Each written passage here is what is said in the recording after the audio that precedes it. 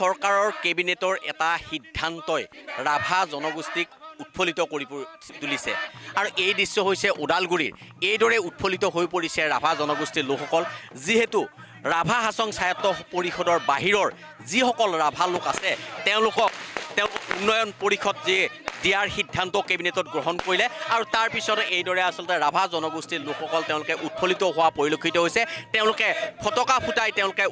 উৎফুল্লিত হোৱা পৰিলক্ষিত হৈছে এইদৰে এইসকল ৰাভা জনগোষ্ঠীৰ লোক ওলাই আহিছে যিহেতু ৰাভা হাছঙৰ বাহিৰৰ এইসকল লোক আৰু এওঁলোকৰ বহু সুবিধাৰ পৰা এওঁলোক বঞ্চিত হৈ আছিলে গতিকে তেওঁলোক বঞ্চিত হৈ থকাৰ পিছত এইদৰে আচলতে নাচি বাগি তেওঁলোকে উৎফুল্লিত হোৱা পৰিলক্ষিত হৈছে যিহেতু তেওঁলোকৰ এতিয়া উন্নয়ন পৰিষদ হ'লে ৰাভা জনগোষ্ঠীটোৰ পৰা শৈক্ষিকৰ পৰা আৰম্ভ কৰি শিক্ষাৰ ক্ষেত্ৰৰ পৰা আৰম্ভ কৰি সকলো ফালৰ পৰাই তেওঁলোকৰ উন্নয়ন হ'ব বুলি তেওঁলোকে এক আশা প্ৰকাশ কৰিছে তাৰ পিছতে এইদৰে এইসকল লোক ওলাই আহিছে এই দৃশ্য হৈছে ওদালগুৰিৰ ৰাভা আঞ্চলিক ছাত্ৰ সন্থাৰ উদ্যোগত এইদৰে উষ্ম আদৰণি অনুষ্ঠানৰ এক দৃশ্য বুলি ক'ব লাগিব এইদৰে সকলো ওলাই আহিছে পুৰুষ মহিলা আৰু মোৰ লগত এই মুহূৰ্তত কিছু লোক আছে তেওঁলোকৰ পৰা মই পুনে পুনে জানিবলৈ চেষ্টা কৰিম এই উৎফুল্লিত হোৱাৰ সময়তে তেওঁলোকে ৰাভা হাছং স্বায়ত্ত পৰিষদৰ যি বাহিৰে আপোনালোকক যিহেতু ৰাভা হাছং স্বায়ত্ত পৰিষদত নপৰে বাহিৰৰ যিখিনি লোক আছে উন্নয়ন পৰিষদৰ ঘোষণা কৰিছে কেবিনেটৰ সিদ্ধান্ত হৈছে এই ক্ষেত্ৰত আপোনালোকৰ কেনেকুৱা অনুভৱ এই মুহূৰ্তত আমি যেটো অসম চৰকাৰৰ কেবিনেট যেটো সিদ্ধান্ত ডেভেলপমেণ্ট কাউন্সিলৰ যেটো দিয়াৰ সিদ্ধান্ত লৈছে হেতুক আমি আদৰণি জনাইছো অসমৰ মুখ্যমন্ত্ৰী হেমন্ত বিশ্ব শৰ্মা দেৱক আৰু আমাৰ অসমৰ যেটো প্ৰেসিডেন্ট দিলীপ শইকীয়া দেৱক আমি ধন্যবাদ জনাইছো এই সেইগতে যেহেতু ৰাভা হাছঙৰ বাহিৰত থকা যিখিনি ৰাভা মানুহৰ যেটো অসুবিধাৰ যেটো আমি ভগি আহি আছো আজি 12টা বছৰ ধৰি আমি সংগ্ৰামটো চলাই আহি আছো তাৰ পিছত যেহেতু 22 তাৰিখে যেটো কেবিনেটত সিদ্ধান্ত লৈছে এই অসম চৰকাৰক আমি ধন্যবাদ জনাইছো তাৰ লগে লগে আমি আৰু এটা দাবী জনাইছো যে উন্নয়ন পৰিষদটো দিয়ে যাতে ৰাভাসকলক যাতে ইটো এটা টুপি পিন্ধাৰ ব্যৱস্থা নকৰে তাৰ লগে লগে 6 শিডিউলটো দিয়াৰ ব্যৱস্থা কৰিব লাগে আমাৰ দীৰ্ঘদিনীয়া সমস্যা ৰাভাৰ জাতীয় এটা আমি 6 শিডিউল বিচাৰি থকা এটা জাতি এই হিচাপে ৰাভা হাছঙৰ যেহেতু 6 শিডিউল বিচাৰি আছো ৰাভা হাছঙৰ বাহিৰত থকা যিখিনি ৰাভা মানুহ আমি ডেভেলপমেণ্ট কাউন্সিলটো বিচাৰিছো সেইকাৰণে ৰাভা ডেভেলপমেণ্ট কাউন্সিলটো যেহেতু দিছে সেই ডেভেলপমেণ্ট কাউন্সিলটোৰ ঘোষণাৰ পিছত যাতে পূৰ্ণাংগ সমিতিত গঠন কৰি যাতে যেটো ফাণ্ড পলিচি যাতে পৰি দিয়াৰ ব্যৱস্থা কৰে তেওঁক লৈ অসম চৰকাৰক লৈ আমি আহ্বান জনাই যাতে পৰৱৰ্তী সময়ত এই যেটো ডেভেলপমেণ্ট সমিতিৰ কাম কাজৰ যাতে যি দিবাৰ ব্যৱস্থা সেই ব্যৱস্থাটা যাতে ফুল পেজত কাম কাজ কৰি আমাক যাতে সহায় কৰে তাকে আমি অসম চৰকাৰক আমি আহ্বান জনাই আমি ধন্যবাদ জনাইছো কি ক'ব নিৰ্বাচন যেটো সেপ্টেম্বৰত বিটিসি নিৰ্বাচন 26ত বিধানসভা নিৰ্বাচন এটা ললিপপ নে আচলতে আপোনালোকক উন্নয়ন পৰিষদ দিব আমি নিশ্চয়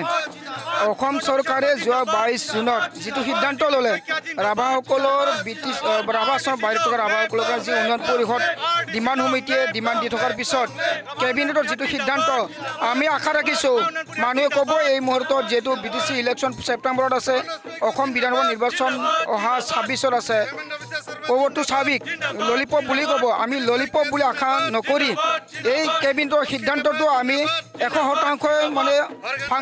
ফাংচনেট হ'ব বুলি আমি আশা ৰাখিছো যাতে অসম চৰকাৰে যি সিদ্ধান্ত লৈছে ৰাভাসকলৰ ৰাভা উন্নয়ন পৰিষদ দি ফালে পৰিষদৰ যোগেদি সঁচাকে যদি উন্নয়নটো সম্ভৱ বুলি ভাবিছে আমি আশাবাদী এইটো যাতে ললিপপ নহয় আৰু মানুহে এই মুহূৰ্তত ক'ব বিচাৰিব এই ললিপপ বুলি ফালে বিভিন্ন দলবিলাকে ইয়াক সুবিধা ল'ব বিচাৰিব আমি ৰাভাসকলে যেহেতু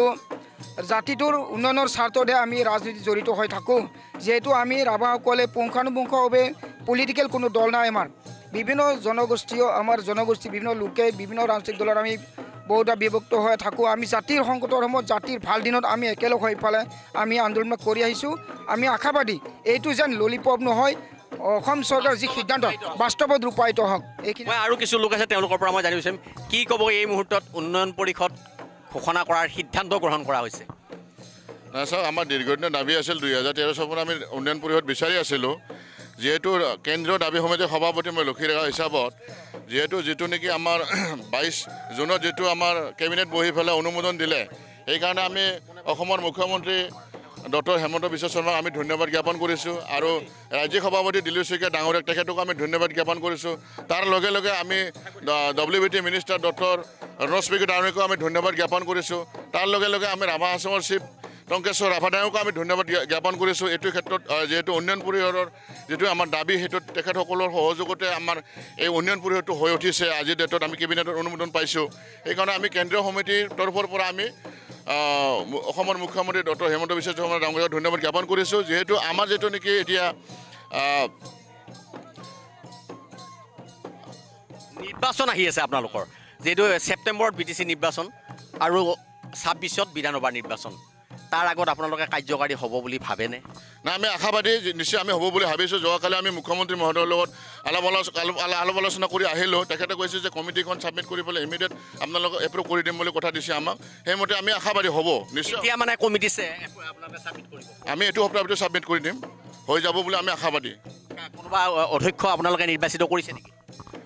এতিয়ালৈকে কৰা নাই আমি চিন্তা চৰ্চা কৰিছোঁ আমাৰ কেন্দ্ৰীয় সমিতি আছে কেন্দ্ৰীয় সমিতি আমি এটা কাৰ্যনিৰ্বাহী সভা এখন পাতি পেলাই আমি তেনেকুৱা ধৰণৰ আমি আমাৰ যি নেকি যিটো কমিটি হ'ব সেই কমিটিটো আমি চিলেকশ্যন কৰি পেলাই আমি জমা দিম হয় আৰু কিছু মহিলা ওলাই আহিছে তেওঁলোকৰ পৰা মই পোনে পোনে জানিবলৈ চেষ্টা কৰিম উন্নয়ন পৰিষদ দিলে কেনেকুৱা অনুভৱ এই ৰাভাসকলৰ যিটো বহুদিনীয়া সংগ্ৰাম সেই সংগ্ৰামৰ অন্তত আমি ৰাভা উন্নয়ন পৰিষদ পাবলৈ সক্ষম হৈছোঁ আচলতে এইটো বহুত আমি আসলে সফল হৈছোঁ বুলি ভাবিছোঁ বহুত উৎসাহ আমাৰ ৰাভাবিলাকে আশা কৰি আছোঁ আমি যিহেতু আমাৰ বিভিন্ন সমস্যাৰে আমি জড়িত কিন্তু আমাৰ অসম বুলি নহয় ভাৰতবৰ্ষত জীয়াই থকা ৰাভাসকলৰ সকলো ভাষা কলা সংস্কৃতি থকাৰ পিছতো আমি যে পিছ পৰি আছোঁ আমি বহু সমস্যাত জড়িত গতিকে আমি ৰাভা উন্নয়ন পৰিষদ পাইছোঁ আমি আশাবাদী এই ৰাভা উন্নয়ন পৰিষদৰ জৰিয়তে আমাৰ ৰাভাবিলাকৰ যিবিলাক উন্নয়ন পৰিষদখনৰ জৰিয়তে আমি ৰাভাবিলাকৰ যিবিলাক উন্নতিমূলক কাম সেই সকলো কাম কাজৰ নিশ্চয় উত্তৰণ ঘটিব বুলি আমি আশাবাদী যিহেতু তেওঁলোকে অসম চৰকাৰে আমাক আগষ্ট মাহৰ আগতে কাম কাজ কৰাৰ যিবিলাক আমাৰ সুবিধা সেই সকলোখিনি কাৰ্যকৰী কৰাৰ অৰ্থে তেখেতসকলে যিহেতু বক্তব্য প্ৰদান কৰিছে তেনে ক্ষেত্ৰত আমি আশাবাদী আৰু আহি থকা সময়ত নিশ্চয় ৰাভাবিলাকে এখন সুস্থ সবল পৰিৱেশত জীয়াই থকাৰ যিটো প্ৰয়াস কৰিছে তেখেতসকলৰ যিটো আশা আকাংক্ষা সেই আকাংক্ষা লৈ তেখেতসকলে আগবাঢ়িব পাৰিব আৰু আমাৰ যি নৱপ্ৰজন্মৰ সেই নৱপ্ৰজন্মৰ যিটো আশা আকাংক্ষা সেইবিলাক আমি যেন বাস্তৱ ৰূপ দিয়াত সফল হ'ম বুলি আমি আশাবাদী হয় এটা কথা ক'ব লাগিব যে এইদৰে আচলতে এইসকলকে যিহেতু ৰাভা জনগোষ্ঠীৰ ৰাভা হাছঙৰ বাহিৰে অন্য যি অসমৰ বিভিন্ন প্ৰান্তত সিঁচৰিত হৈ থকা ৰাভাসকলৰ বিভিন্ন ক্ষেত্ৰত তেওঁলোকৰ বেমাজালিৰ সৃষ্টি হয় কিন্তু এই উন্নয়ন পৰিষদে তেওঁলোকৰ বিভিন্ন সমস্যা সমাধান কৰাৰ লগতে শৈক্ষিক দিশতো অধিক উত্তৰণ ঘটাব বুলি তেওঁলোকে আশা প্ৰকাশ কৰিছে আপুনি বিচৰা বাতৰি পাব কেৱল নিউজ 18 এপত নিউজ 18 এপ ডাউনলোড কৰিবলৈ স্ক্যান কৰক এই QR কোড গুগল প্লে ষ্টৰতো পাব এই নিউজ 18 এপ